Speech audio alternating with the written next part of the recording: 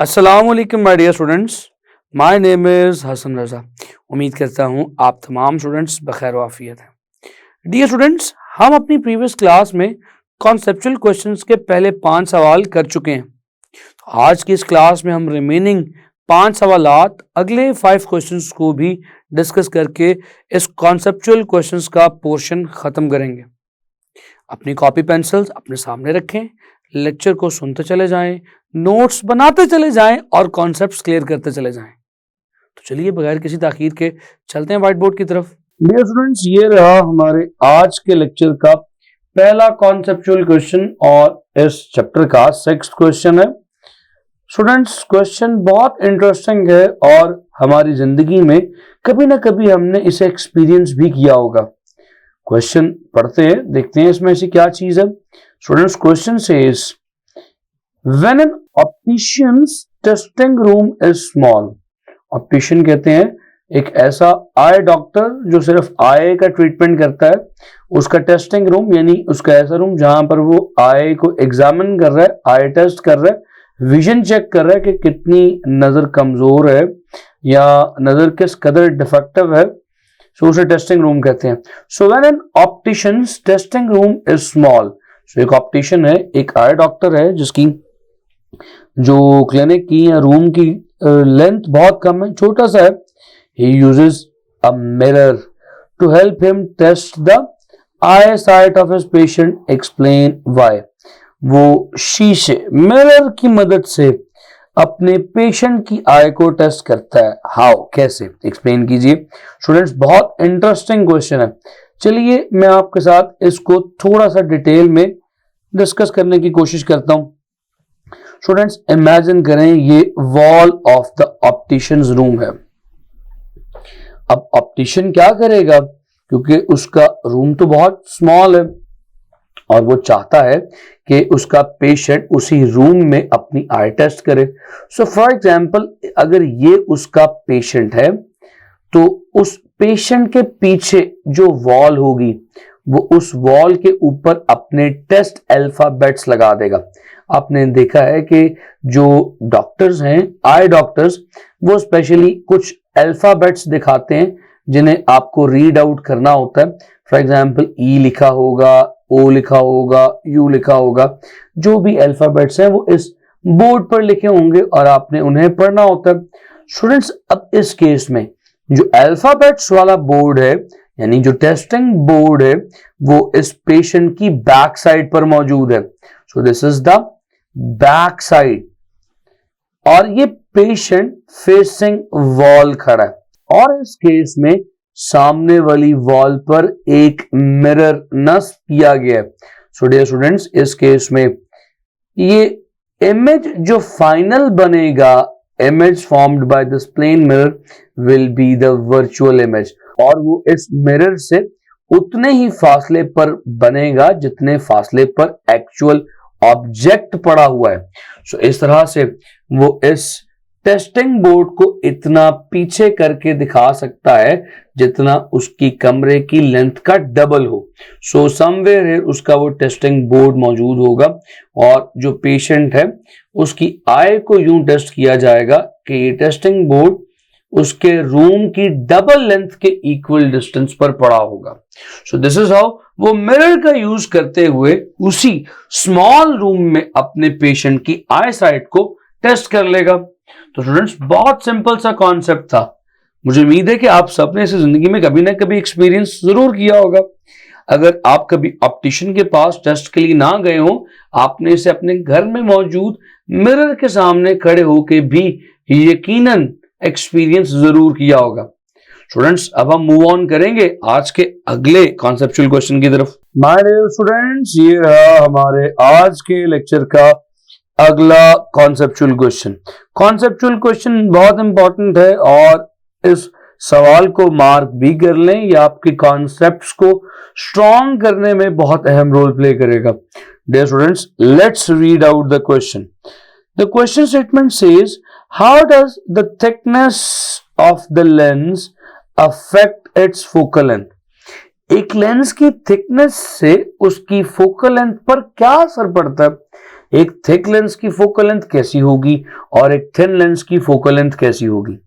Students, इस सवाल का जवाब देने के लिए हमें कुछ कदम पीछे आना पड़ेगा, हमें जरा रिकॉल करना पड़ेगा एक कॉन्वेक्स लेंस और एक कॉनकेव लेंस आखिर डिफाइन किस तरह से किए जाते हैं। हम सिंपल कॉन्वेक्स लेंस से बात शुरू करते हैं।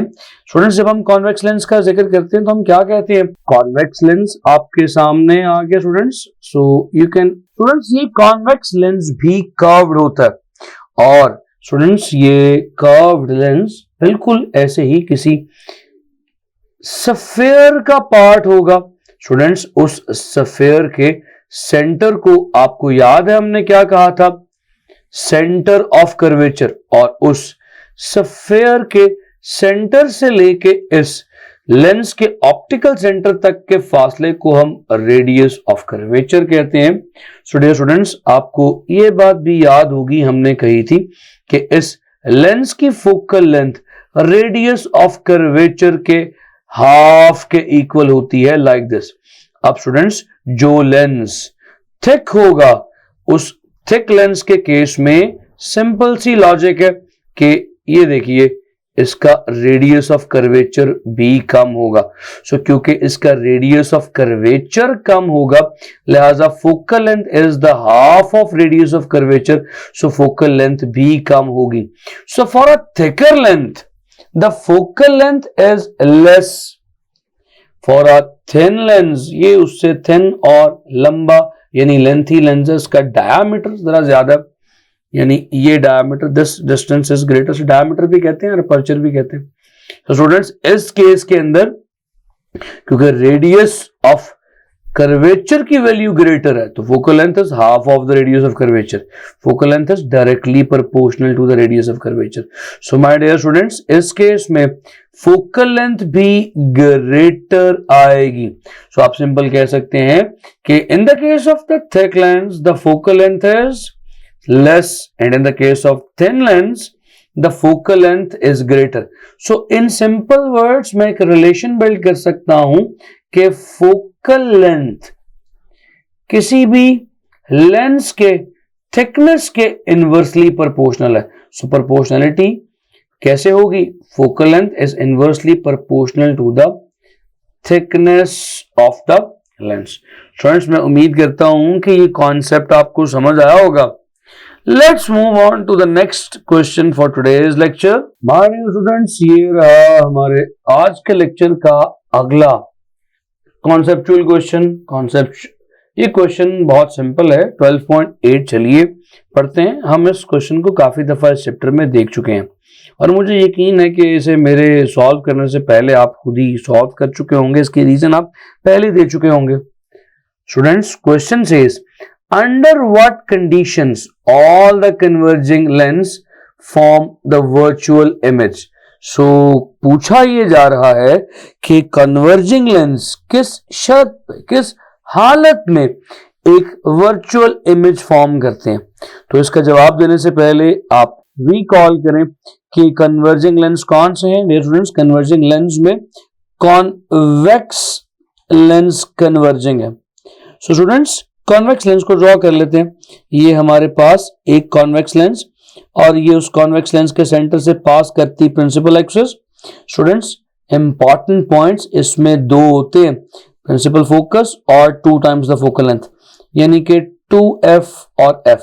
आप जानते हैं कि अगर कोई object with in the focal length पड़ा होगा सो इस केस में इसका इमेज वर्चुअल बनेगा। और कैसा होगा डियर स्टूडेंट्स? वर्चुअल, इरेक्ट और magnified. So the simple condition is there. Condition इंतहाई सिंपल है और हम इस कंडीशन को पहले बहुत सारे लेक्चर्स में भी एक दफा डिस्कस कर चुके हैं। तो कंडीशन इज कि द ऑब्जेक्ट डिस्टेंस यानी कि ये वाला फासला it should be less than the focal length of the lens. Only in that case the converging lens यानी कि the convex lens will form the virtual and erect and magnified image of the object. Students, once again मैं उम्मीद करता हूं कि ये concept भी आपको समझ आ चुका होगा। हम इस कॉन्सेप्ट को बहुत दफा इस चैप्टर में यूज कर चुके हैं। इनफैक्ट आपको याद होगा हमने कहा था कि हम इस कॉन्वेक्स लेंस को एज अ सिंपल माइक्रोस्कोप भी यूज करते हैं। सो सिंपल माइक्रोस्कोप में ये कॉन्वेक्स लेंस इसी एडजस्टमेंट में पड़ा होता है, यानी कि ऑब्जेक्ट का रियल, इरेक्ट और मैग्नीफाइड इमेज बन रहा होता है। So students, let's move on to the next conceptual question for today's lecture. My dear students, ये रहा हमारे आज के लेक्चर का एक और अगला conceptual question. Students, conceptual question बहुत सिंपल है, कॉन्सेप्चुअल तो है लेकिन बहुत सिंपल है। सो पढ़ते हैं 12.9 की statement. Dear students, question says that under what conditions will a converging lens form a real image? सिर्फ बात यहां पर खत्म नहीं होती, आगे कंडीशन दी जा रही है। That is same size as that of object. So कहा यह जा रहा है कि converging lens से किस कंडीशन में, किस सूरत में ऐसा इमेज हासिल किया जाए जो रियल भी हो और उसी लेंथ या उसी साइज का हो जिस साइज का ऑब्जेक्ट है। सो स्टूडेंट्स, याद कीजिए आपने इस चैप्टर में image formed by convex lens के कुछ केसेस किए थे कि ऑब्जेक्ट अगर कहां पड़ा हो तो उसकी इमेज कैसी बनेगी। आपने डिफरेंट केसेस किए थे। उन केसेस में एक केस ऐसा था कि जिसमें ऑब्जेक्ट 2f यानी कि 2 टाइम्स द फोकल लेंथ के डिस्टेंस पर पड़ा होता है। यानी इस केस में स्टूडेंट्स कंडीशन की बात की गई है, तो इस केस में कंडीशन ये होगी, यानी object distance is equals to the 2 times of the focal length. Dear students, इस केस में हम कहेंगे object 2 times the distance of focal length पर है, यानी इस 2f पर पड़ा है। स्टूडेंट्स, अब वही 3 रूल्स याद कर लें रे डायग्राम्स बनाने के लिए जो मैंने अपनी क्लासेस में आपके साथ शेयर किए थे। लाइट की एक रे इस ऑब्जेक्ट के हेड से निकलेगी, इस लेंस में से पास करने के बाद प्रिंसिपल फोकस से पास करती चली जाएगी, और एक लाइट की रे इस ऑब्जेक्ट के हेड से निकलेगी, इसके ऑप्टिकल सेंटर से पास करती स्ट्रेट निकल जाएगी। दोनों एक पॉइंट पर मीट करेंगी, वहां पर फाइनल इमेज बनेगा। स्टूडेंट्स, इस बात को क्रॉस वेरीफाई करने के लिए एक लाइट की रे को आप इस ऑब्जेक्ट के हेड से इस तरह निकालेंगे कि वो प्रिंसिपल फोकस से पास करती हुई इस लेंस में से होती हुई पैरेलल हो जाएगी और उन पहली 2 रेज को उसी सेम पॉइंट पर इंटरसेक्ट करेगी जहां पर वो पहली 2 रेज पहले इंटरसेक्ट हो रही है। स्टूडेंट्स, ये जो इमेज बन रही है, this image is form on the 2f। तो स्टूडेंट्स, यहां पर जो इमेज बन रही है वो उसी साइज की बन रही है जिस साइज का एक्चुअल ऑब्जेक्ट है। So students, this is the only case in the case of converging lenses when the image formed by the object is of the same size as that of object. और dear students, इस case में जो distance between the object and image है वो अपनी minimum level पर होगा। सो अगर आपसे कभी ये पूछ लिया जाए when is the minimum distance between the object and image of convex lens is, so आप इसका जवाब देंगे the minimum distance between the object and image of the convex lens is equal to, ये minimum distance की बात बता रहा हूं, it is equals to 4f. so 2f इस तरफ है और 2f इस तरफ है, so this is 2f and this is 2f, so this is the minimum value of the distance between the image and the object formed by the converging lens. So dear students, once again बहुत simple सा concept था, इसमें आप रे diagram जरूर draw करेंगे। एक simple सा रूल याद रख लीजिए, जहां पर डायग्राम ड्रॉ की जानी चाहिए, जहां पर डायग्राम्स ड्रॉ की जा सकती हो, you have to draw them. So let's move on dear students, एक स्टेप और आगे चलते हैं। Let's move on to the last conceptual question of this chapter. My dear students, ये रहा हमारे आज के लेक्चर का आखिरी कॉन्सेप्चुअल क्वेश्चन और इस चैप्टर नंबर 12 का भी last question. Dear students, let's read out the question. Question says, why do we use refracting telescopes with the objective lens of large focal length। आपने देखा है कि हम जो टेलीस्कोप्स यूज करते हैं उनमें जो ऑब्जेक्टिव लेंस है उसकी फोकल लेंथ आमतौर पर ज्यादा होती है, और आप जानते हैं कि ज्यादा फोकल लेंथ आमतौर पर ऐसे लेंसेज की होती है जो थिन हो या बड़े हो। स्टूडेंट्स अब याद रखिएगा, जो टेलीस्कोप्स हैं उनका मेजर मकसद है दूर पड़ी चीजों को देखना, यानी डिस्टेंट ऑब्जेक्ट्स को क्लियर देखना। आमतौर पर ये जो रिफ्रैक्टिंग टेलीस्कोप्स हैं एस्ट्रोनॉमिकल ऑब्जेक्ट्स को यानी हेवनली ऑब्जेक्ट्स को देखने के लिए इस्तेमाल होती है, या आसान अल्फाज में कहें तो ये हमारे स्काई को ऑब्जर्व करने के लिए इस्तेमाल होती है। स्टूडेंट्स अब जो स्काई में मौजूद छोटे छोटे ऑब्जेक्ट्स हैं रात के टाइम देखे जाते हैं, और रात के टाइम ज़ाहिर है अंधेरा है, यानी बहुत कम लाइट है जो उनसे एमिट होती हुई हमारी इस टेलीस्कोप में दाखिल होगी। तो स्टूडेंट्स अगर बहुत कम लाइट इस टेलीस्कोप में दाखिल हो तो ऑब्जेक्ट ना तो इतना क्लियर होगा और ना डिस्टिंक्टिव होगा, यानी उसे ऑब्जर्व नहीं किया जा सकता होगा।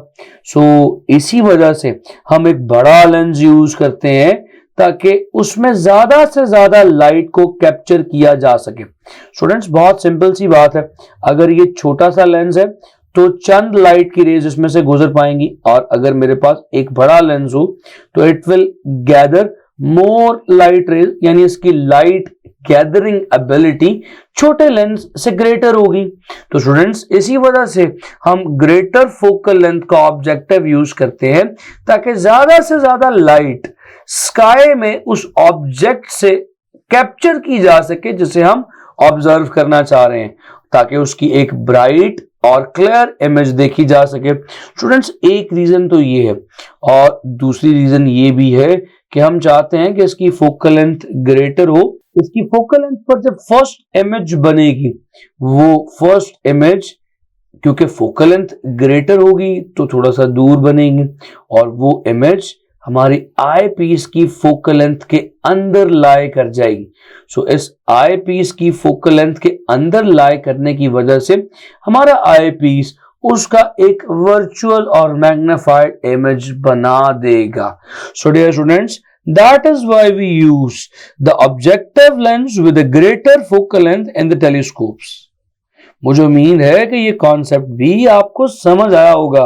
डियर स्टूडेंट्स, हमने इन आखिरी 5 सवालात के साथ अपने कॉन्सेप्चुअल क्वेश्चंस का हिस्सा क्लोज किया। उम्मीद करता हूँ चीज़ें क्लियर हैं। मिलूंगा आपसे अगले लेक्चर में इस चैप्टर के न्यूमेरिकल प्रॉब्लम्स के साथ। See you in the next lecture. खुदा हाफिज।